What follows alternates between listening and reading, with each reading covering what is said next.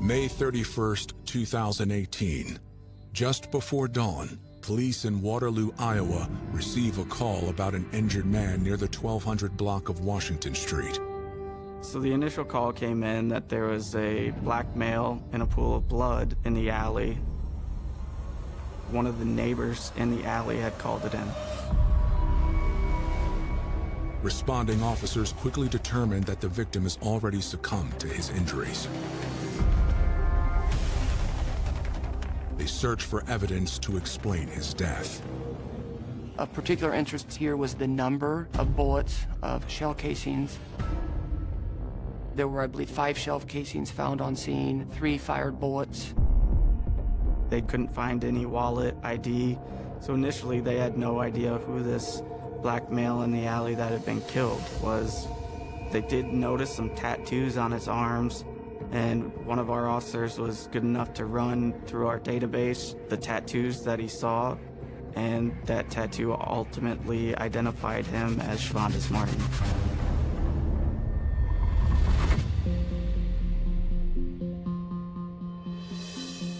Shavonda Chavez Martin was born on January 5, 1996, in Greenwood, Mississippi, to parents Diane Martin and little John Archer Chavez. Shavonda immediately won over his older half-brother, DeAndre. I remember when he came home in his car seat. He was a smiling baby. He was quiet, like always sitting in his car seat smiling. He was a smiling person. I'm the oldest, and then second, the middle child is Cardarius, and the youngest was Shavonda. DeAndre, he always been like the smart one, the focused one. Then you got me, I always was the class clown. Then you got Shavonda, he had his own type of personality. Funny, caring, had the biggest heart. A lot of times, it was just us, kind of us against the world, you know. My mom raised us alone. Dad wasn't there. We lived with family members, being around cousins. We grew up since we was kids. Like, when we stayed together at my mom's house, it used to be everybody. When we lived in Mississippi, it used to be everybody. It was fun, rough moments, tough moments, sad moments. But I think that's what made us strong at the end of the day. In the early 2000s, the extended family decided to move from Mississippi to Waterloo, Iowa. My parents decided that they wanted something better in Mississippi. There's no money down there. It's like my dad got tired of working for bare minimum and he wanted more, so we moved up here. The move from a predominantly black city with only 15,000 residents to a predominantly white city of 68,000 came with some culture shock. Waterloo didn't offer everything the family had hoped for. Waterloo is on the list for the worst cities for Black Americans based on household income, based on home ownership versus renting, based on opportunities, whether it be in jobs or specifically related to pay. And I'm telling you, if you are familiar with this area and you drive through the neighborhoods of Waterloo, you can feel that. Gunplay was, in our neighborhood, is very normal. Hearing shots all the time, police sirens and things like that. We wasn't like allowed to like go around the block and because my mom's concerned about safety and stuff, so really tough on us. Thankfully, the Waterloo community had some strong youth outreach programs. I had an opportunity to get involved with a soccer program that was beginning in one of the lowest economic schools, elementary schools in Waterloo. And at that, I met Cardarius, and I became his big brother with Big Brothers Big Sisters. Shavonda ended up being on our soccer team the next year. For the two younger brothers, sports provided an escape and hope for the future. Shavonda started picking up basketball after I started picking up basketball. He was actually good. Me and Shavonda's conversation was, hey, bro, what you doing? You need to sit there and think about what you're doing. You're really good at basketball, man. Take your talent seriously. Go to school. Like, we need to do something for Mom, get her out of here. We need to continue with the sports, play basketball, whatever we can do to get us out of Iowa. In high school, Cardarius defined himself as an athlete, but Shavonda gravitated toward other interests. Shavandis, who was very athletic, but also just didn't have that drive.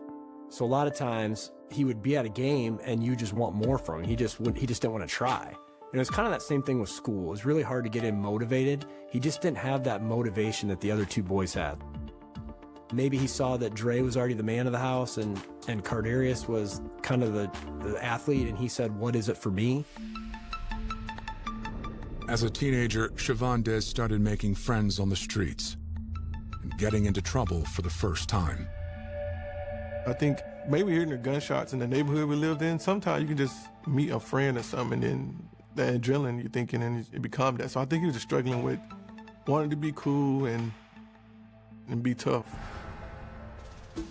Shavandis was pretty smart. I mean, he wasn't stupid. He wasn't the person that just did whatever someone told him to. He was his own person. He was definitely a little, hard-headed and whatever. When he jumped off the porch, he jumped. It wasn't no coming back from it. In June 2016, Shavandis was arrested for possession of marijuana with intent to deliver. Shavandis was probably already on the police radar when he got caught with narcotics and a scale and all of that, and then turned back around a month later, and then now is charged with being in the drive-by shooting. I think it leads from the teenage years, from like fighting and having beef, and then it kind of like level up to go from fighting with hands to with guns. Shavandis' attempts to fit in on the streets have dire consequences. When someone loses their life, and Shavandis is held responsible. There were a couple of people shot, one of them being Octavius Brown, who ended up dying. Shavandis got arrested for murder. I don't know to this day if he was one with a gun that struck the guy. Shavandis spent 1.5 years in police custody. In early 2018, he went on trial for murder. A jury found him not guilty. Ultimately, they didn't feel we had enough evidence to put a gun in Shavandis Martin's hands. I know when he got out, the first thing he did was, he actually said he was done with the streets. He just wanted to work and stay out of trouble. He was back out. He was working at Tyson Chicken, and he was trying to pretty much reboot and change his life to try to get a low profile and just kind of live life on a better way and a straight and narrow path. Instead of being in the mode he was before he went in, kind of being on guard when he got out, he's walking around like a changed man. And I think it might have just backfired, letting your guard down,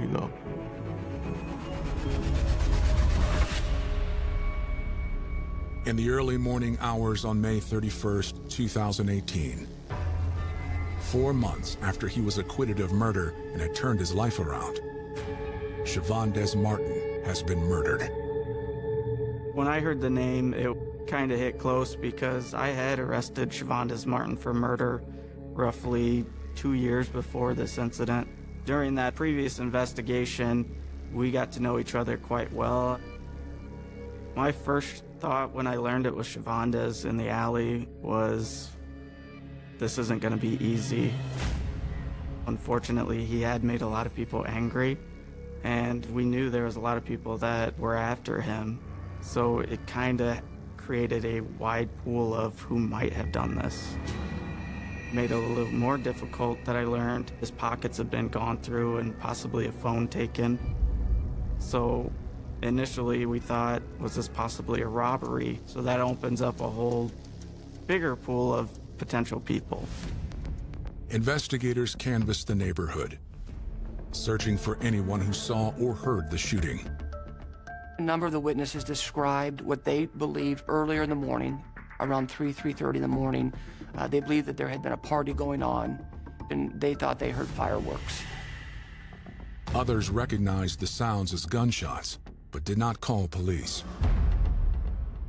They don't want to call it in and be part of the crime because then their name gets out that they called it in.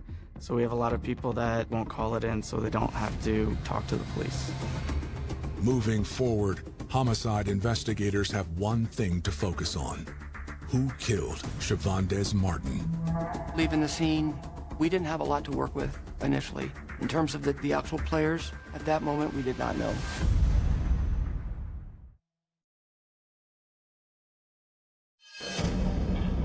In Waterloo, Iowa, police are investigating the shooting of 22-year-old Shavandez Martin. The victim and his family are well known in the community.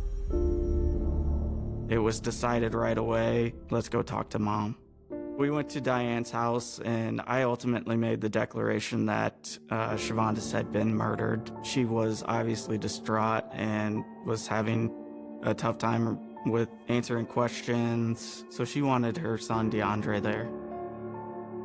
I remember this like it was yesterday. I was in the car. It was me, my fiance, and my daughter. I get a call, and my mom said the police came to our door saying they think Shavandez is dead. I think somebody killed him. And then, honestly, I threw my phone. I hung it up, and I said it killed my brother. Shavandez's older brother, Cardarius, is away at college when he receives the news via text message from a family friend. So I called my brother, DeAndre. He answered and told me it was true. And my emotions, felt like I couldn't breathe, felt like my heart just jumped out of my chest. You never think that would happen in your home so soon, so fast, being that your relative, your little brother who you grew up with, knowing that you never see him again. I went to pick my mom up, and we went to where he was killed at. We got to see him just laying there lifeless, like an animal that's been ran over by a car. You can imagine how that can make me feel. While the family and investigators are still at the scene, they receive information from a bystander who says she knew Shavandez.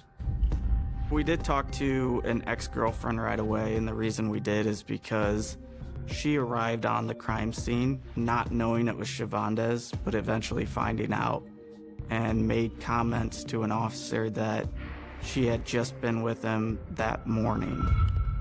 We learned that at approximately 12:30, Shavandez did come by her house, and they talked for about an hour.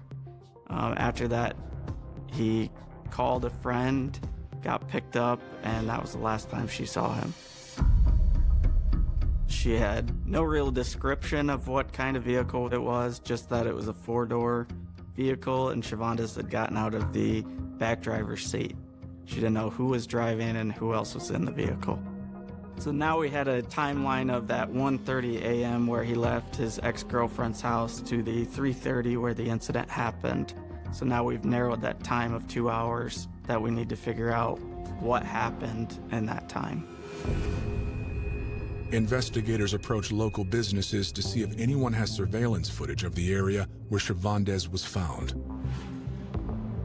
We did find some cameras, but a lot of times what I run across is a lot of people use dummy cameras.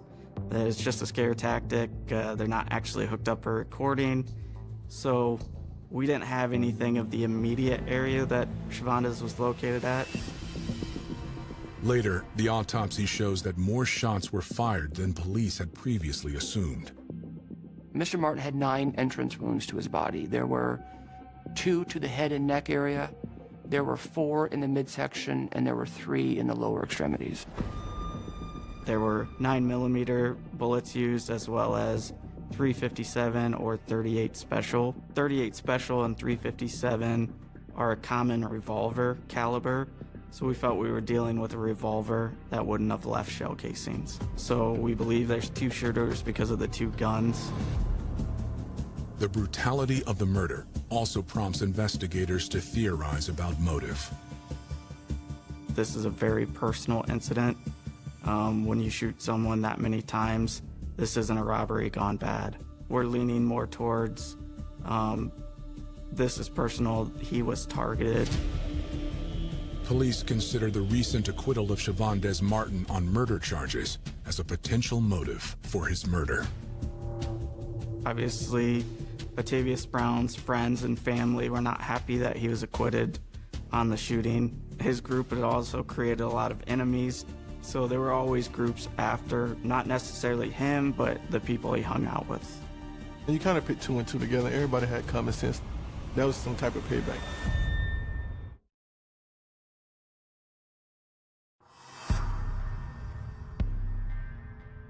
Investigating the murder of 22-year-old Shavondez Martin, police in Waterloo, Iowa, examine allegations that Shavondez was involved in another murder on July 17, 2016. We had a drive-by shooting on Logan Avenue in Waterloo. We had a driver that was in his 30s, and then we had 3 other juveniles in the car doing the shootings.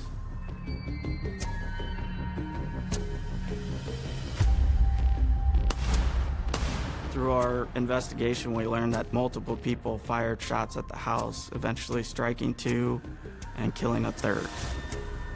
A witness identified Shavondez as one of the 3 shooters. The murder victim was 21-year-old Octavius Brown. Everything we learned, Octavius Brown was kind of just a wrong place, wrong time, innocent victim in this.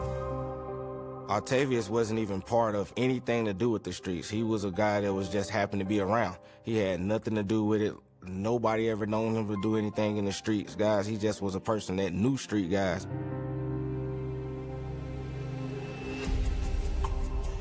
Friends and family members of Shavondez Martin believe Shavondez was murdered because of his association with the death of Octavius Brown and his loyalty to the friends allegedly involved in that drive-by shooting.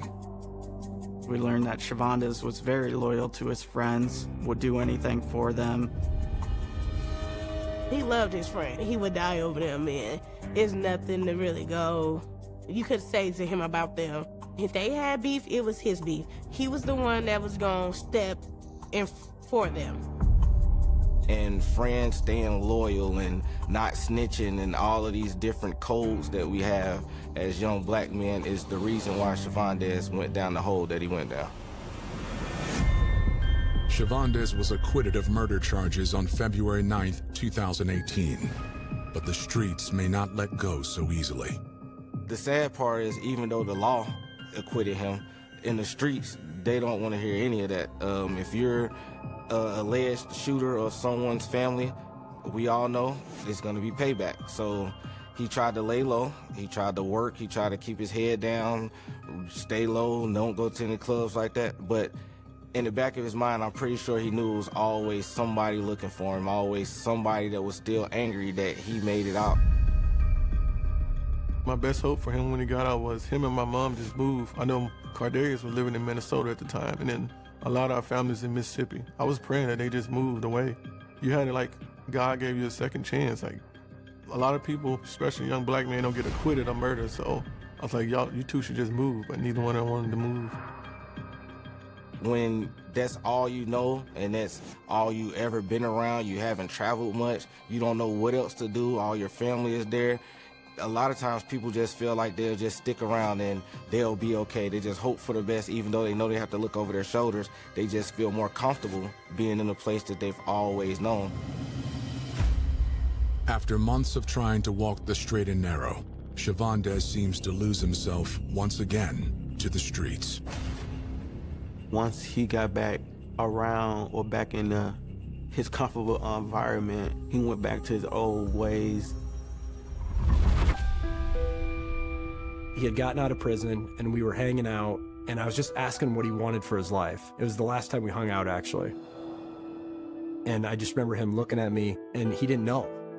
And it was silence. And I'll never forget that silence. And I just said, "Aren't you scared?" And he just said, "I'm not scared of nothing." I hate that mentality. I hate I'm not scared of nothing. In all reality, you don't have to be afraid for something bad to happen to you. So you being tough sometimes is just escalating a situation for something bad to happen to you. One day after Shavondez Martin was murdered, investigators are still trying to identify individuals with the motive and the opportunity to kill him. June 1st, we really kind of hit a brick wall. We didn't have any leads on suspects, so we were just kind of trying to figure out what to do next. It was suggested maybe go talk to Mom again, see if there had been any information she had gathered from friends or family that could help us. It happened to be probably the biggest break that we got in the case.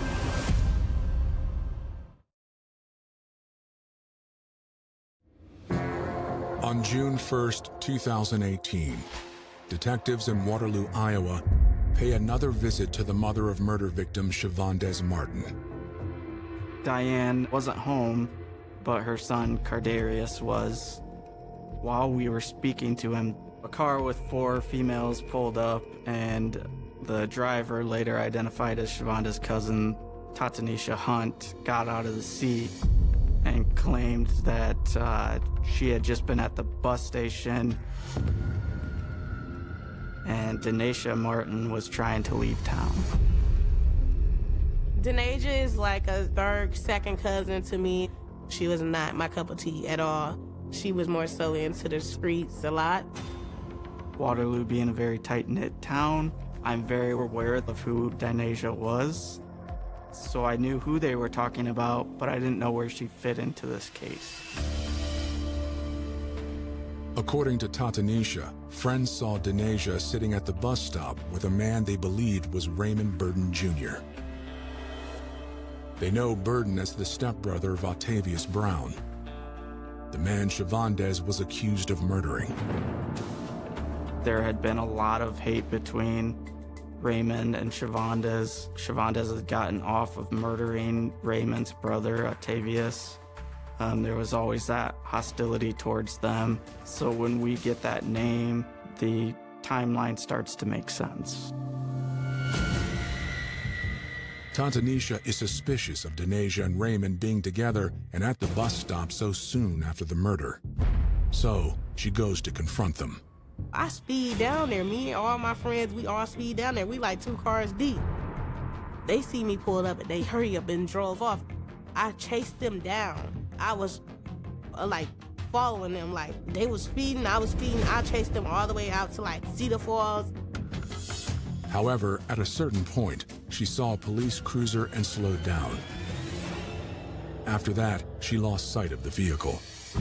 I went back to my AT house, and we was out there, the detective come, and I tell them, you know, I'm angry, like, you know, they was just trying to get to the bus station, get away on the bus. But at that point, we had no idea what part Denasia played in this, or why she was fleeing town, or why Tatanisha was even looking for her.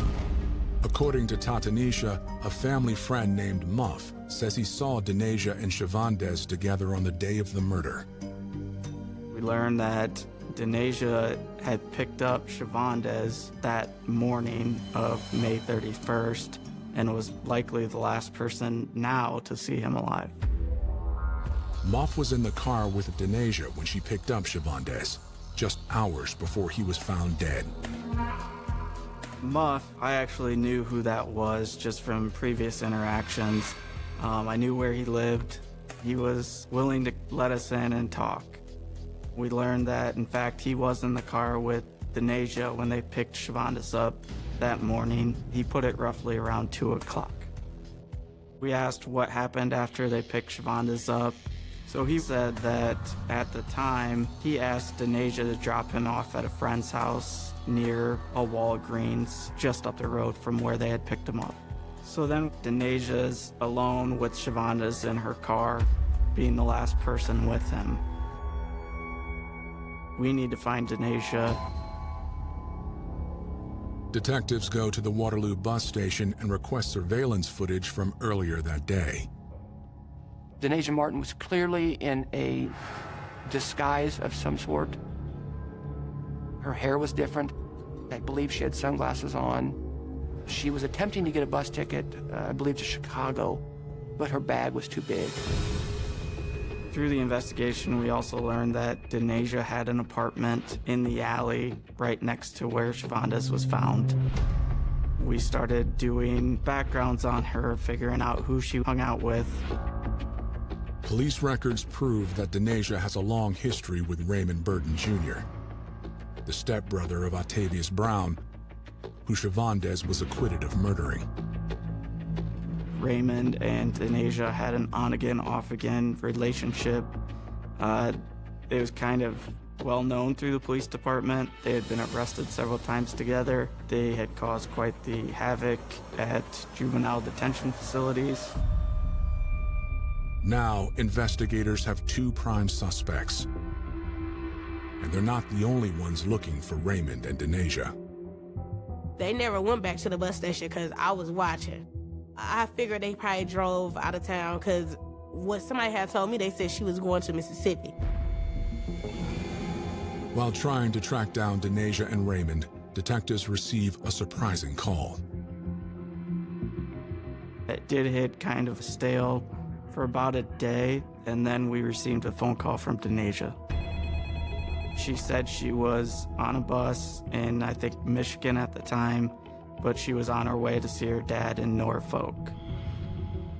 At that time, Denasia denied being involved in Shavandez's death, but admitted that she had picked up Shavandez from the apartment complex and was the last person to see him alive. She said she dropped him off in a neighborhood and then went to her boyfriend's house. At the time, I wasn't going to be able to find her boyfriend because he had multiple warrants and didn't want to be found by us. So it left an open alibi there as far as we couldn't prove that, we couldn't disprove it. But the story just didn't seem right to me. Investigators urge Denasia to come to the police station and tell them everything she knows. But Denasia says she's afraid. She knew her cousin had died.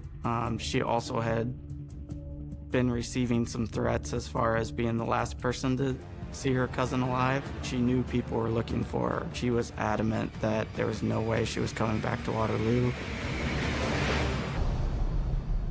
Just days after the murder of Shavandez Martin, police in Waterloo, Iowa have received a call from the victim's cousin, Denasia Martin, that she is willing to cooperate with the investigation, but only from a safe distance. She was in fear. Everyone was accusing her of killing her cousin, and she just did not feel safe. So it was decided that me and another detective were going to go to Virginia and talk to her in person.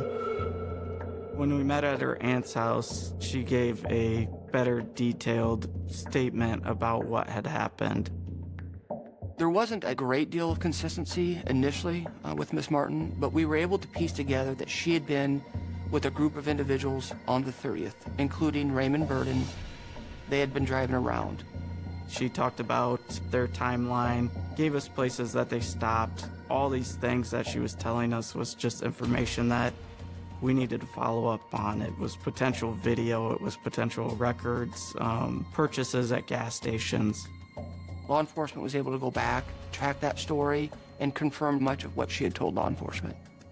We obtained video footage from a number of locations in Cedar Rapids, Iowa.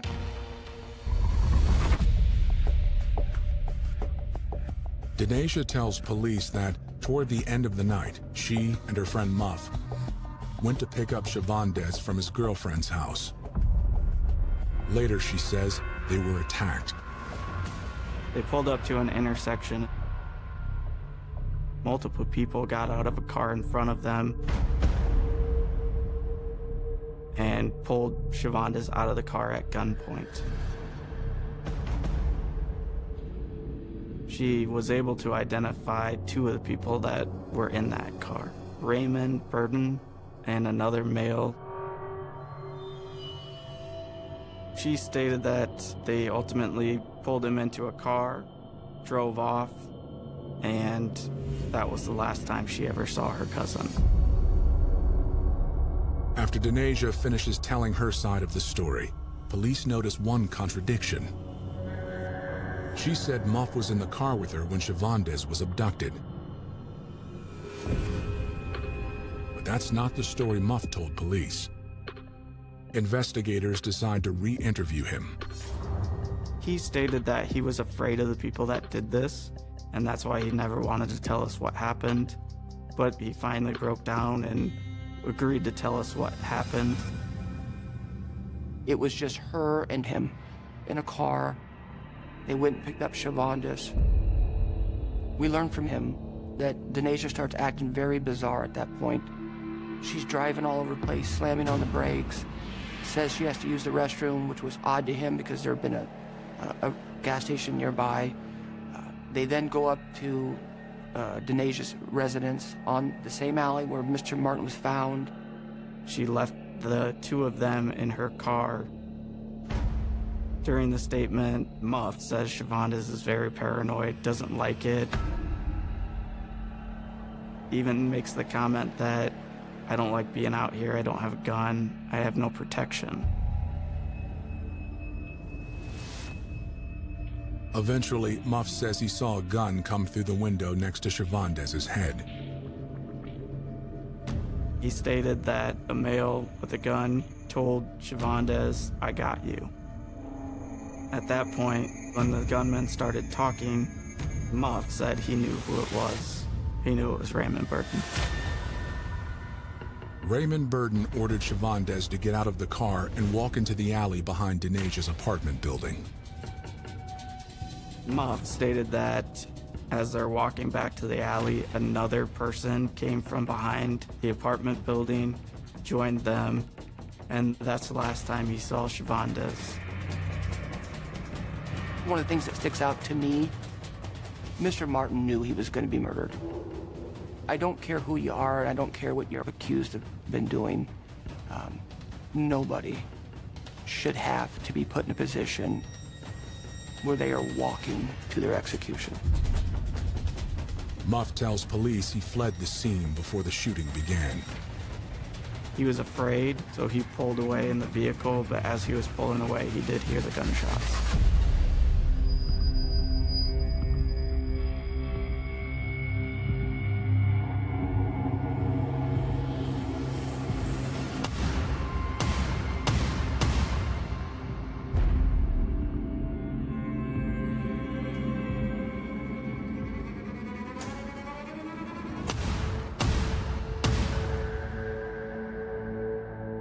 To build a solid murder case against Raymond Burton Jr., authorities know they'll need more than Muff's testimony. They keep searching for evidence that connects the alleged shooter to the victim.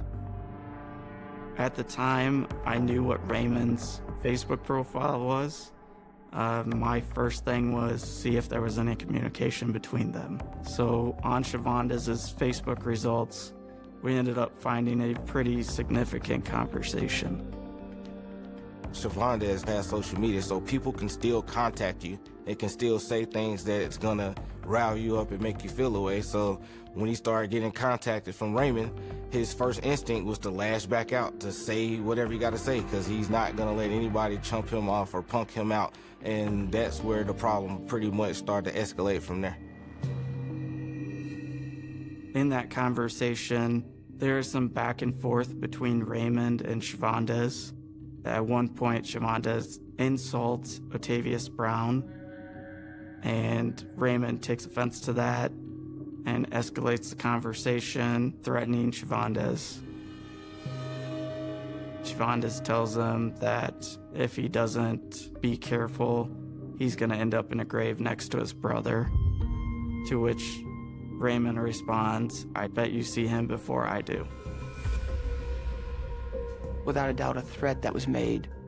And this is just in the hours just prior to the shooting death of Shavondez Martin. At that point, Raymond was actually wanted on a separate crime. We felt confident if we can try to get him in jail, maybe we can build a case and ultimately charge him with murder.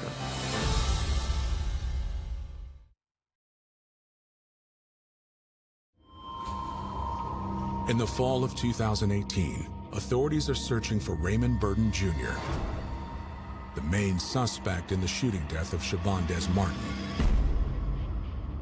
Our detectives were able to actually locate him in Texas, get him arrested, and brought back to Waterloo. Raymond Burton was placed under arrest for an unrelated intimidation with a dangerous weapon prior to his arrest for the murder of Shavondez Martin. Soon after, authorities also arrest his accomplice, Denasia Martin, who authorities believe lured her own cousin to his death. There was no denying that she knew that this was payback. This was a setup. We sent the U.S. Marshals after her in Norfolk, Virginia, where she was ultimately arrested. We had her transported back to Black Hawk eventually, where she agreed to cooperate with the case. Denasia Martin pled to conspiracy to commit a forcible felony and was sentenced to prison for an indeterminate sentence not to exceed 10 years. In April 2021, Raymond Burton Jr. went on trial for murder. We were sitting in the same room as his family, so emotions is flaring. Both families in the same room, so a lot of tension. I was real angry. I kept walking out the room. Like, I couldn't hear it all. It was just making me so mad. Raymond ultimately didn't take the stand. He refused to talk to us. Raymond was very cool and calm throughout the trial, up until the time of the verdict. On May 4th, a jury decides his fate. Ultimately, they found Raymond Burton guilty of murder in the first degree. And in Iowa, any murder in the first verdict is a mandatory life in prison without the chance of parole. It was a relief, but after they said guilty, I told my family, we all got up and hurried up and left, because let's not give this chance to boil. Remind you, this is a small city, small neighborhood where nobody really gets out of it anyway. So after the verdict, after all of this, they're still gonna see each other. And they're gonna see each other every day at grocery stores, picking up their kids from school, just anywhere. And this is something they're gonna have to live with. The mysterious second shooter has never been identified or brought to justice. And tragically, Chavandez's mother did not live to see Raymond Burton Jr. convicted. It's months apart, still grieving from our brother. We had to grieve again from our mother. In September 2018, Diane Martin died in her own home, the apparent victim of a stray bullet in a drive-by shooting. I seen my mama laying on the floor right there in the kitchen with blood everywhere. So